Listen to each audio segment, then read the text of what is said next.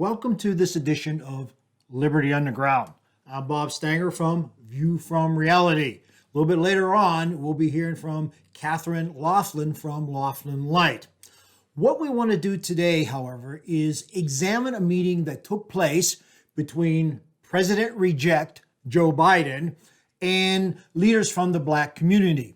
Now, conspicuously absent from this meeting were any representatives from the BLM movement, which for my part, I find absolutely hilarious. But what we want to do is take a look at one of the questions that was asked by one of the participants of this meeting and then analyze Joe Biden's response. First, we're going to listen to the question by that participant. Please, as you're listening to this, note the tone and demeanor of the gentleman who is asking the question. A lot of people in our community are getting a little anxious because they are not seeing enough of the progress they thought they would have seen at this point. Let's not disappoint them, and let's not get to a place where voters in Georgia begin to second guess. The question this gentleman asked was absolutely legitimate. Democrats have been promising progress to the Black community since the Roosevelt administration, and quite frankly, hasn't delivered that much. So, although the question was a bit of a challenge to Joe Biden, I believe this gentleman asked it in the most polite, respectful way that you could possibly breach this subject. Now, let's examine the tone and demeanor of Joe Biden's response. Okay, let me respond. I've got to go. Let me respond. There's a lot to respond to here. Let's get something straight. You shouldn't be disappointed. What I've done so far is more than anybody else has done this far. Okay? Number one. Number two, I mean what I say when I say it. I mean what I say when I say it.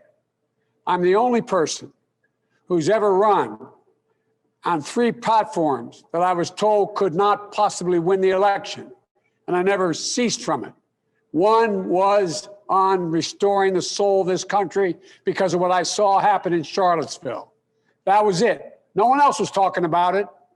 The words of presidents matter. Nobody else, no progressive, was talking about it. I did. Could Joe Biden, in his answer, have been any more condescending and disrespectful to these leaders, to these Black community leaders who have given him unwavering support? It's almost like he's a 5th grade teacher scolding an unruly class. What on earth makes him think that he could talk to these people in this tone? Well, if you think about it, before the Civil War, 100% of the slave owners were Democrats. After the Civil War, 100% of the KKK members were Democrats. So does this sound like someone, Joe Biden, addressing these Black leaders as equals? Doesn't sound that way to me. As far as I can tell, it sounds like to me that Biden still treats these people like they're on the Democratic plantation. And what amazes me is after listening to this, and this is not the first time Joe Biden has talked to people this way in the Black community, but what is amazing to me is that 87% of you still vote for this man. Now I've got to ask you, do you really believe, after listening to the way this guy talked to leaders of your community, that he actually has your best interest in his heart? Really? Now, we have one more excerpt that we want to take from this answer. Listen to the way he ends this conversation, or this particular portion of the conversation, with these Black community leaders. In the middle of the debate, I called him a racist. In the middle of the debate with him, I took on white supremacists. I'm the guy that took on every single time somebody was threatened in this country. The only white boy you know who did it. He refers to himself as the white boy? Seriously. This is supposed to be the guy who's president of the United States. And he feels like it's okay to talk to the black community, black leaders, respected black leaders of this community, and refer to himself as white boy. Is he still living in the 1990s? Did he think this was cool? So much for Martin Luther King's dream of a colorblind society. And you're going to try to tell me this guy doesn't see color? Come on. And now, for more insightful analysis of this meeting between Joe Biden and these black leaders, we're going to turn to Katherine Laughlin from Laughlin Light. Katherine? Thank you, Bob, so much for that great analysis. Now, my thought is this. It's been all fun and games for Joe Biden until someone started asking him pretty simple questions. What we saw in this video today are black activists in America who have supported him throughout his campaign in the presidential election, supported him in getting the votes needed for him to win the election, asking him a very simple, honest question. And that is, what exactly is the Biden administration going to do for the black community in America? Now, here's that question. A lot of people in our community are getting a little anxious because they are not seeing enough of the progress they thought they would have seen at this point. Let's not disappoint them. Now, White Boy Joe clearly took his Ritalin pills that morning because his response was off the charts when he stated that he has done more than anyone else in public office for the black community ever, and that he clearly means what he says when he says it. Here's that. Let's get something straight. You shouldn't be disappointed. What I've done so far is more than anybody else has done this far. Okay? Number one. Number two, I mean what I say when I say it. I mean what I say when I say it. So what most reasonable Americans are probably asking themselves right now is, what exactly has Joe Biden done for black Americans throughout his 47-year career in public office? The answer is nothing. He clearly thinks that he has done something to justify the condescending and the demeaning attitude he has toward the people who have supported him along the way.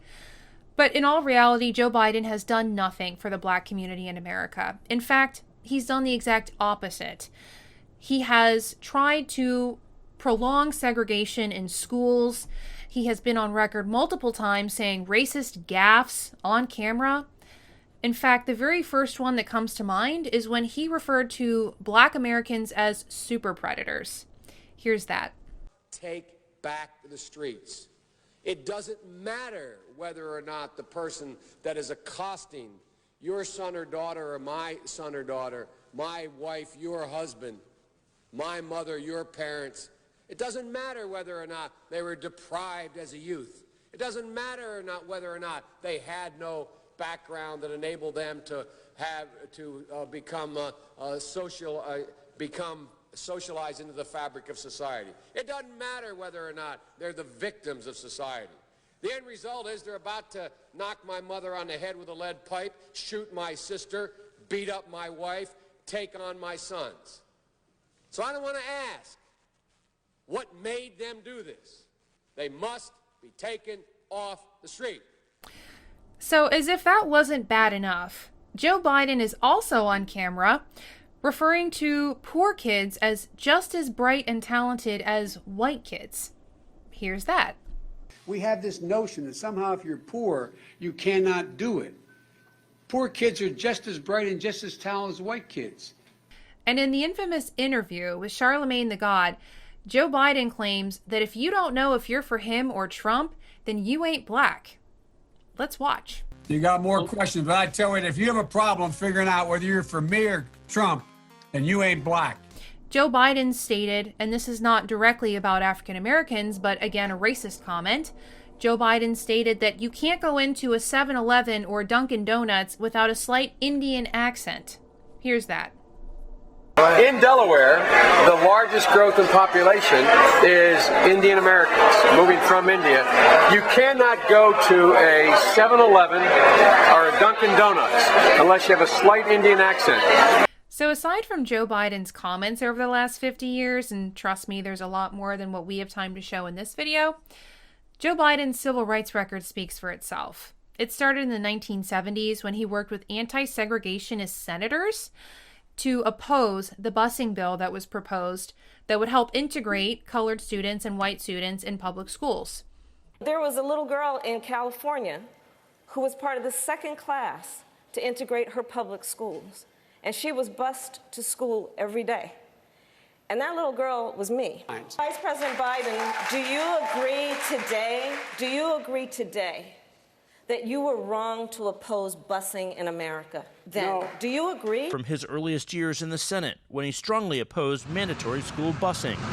It was designed to achieve integration and a more equitable education. So aside from the fact that Joe Biden clearly cannot remember what state the Senate runoff election is taking place in, I think the bottom line is this. Joe Biden clearly knows more about being black than you do. So just remember that. And that's it for the Laughlin Light. Back to you, Bob.